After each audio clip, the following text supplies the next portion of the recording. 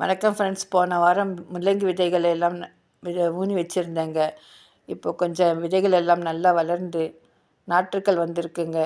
இந்த நாற்றுக்களை எல்லாம் கொஞ்சம் தூரமாக நட்டு வைக்கணுங்க.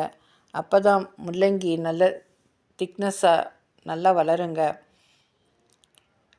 பிரண்டை கொடியும் நல்ல செழிப்பாக வளர்ந்துருக்கிறதுனால பிரண்டை கொடியை கொஞ்சம் பறிச்சாச்சுங்க. நிறைய பாட்டில் தக்காளி செடியும் சொடக்கு தக்காளி செடியும் வந்திருக்குங்க. நாளைக்கு சட்னிக்கு தேவையான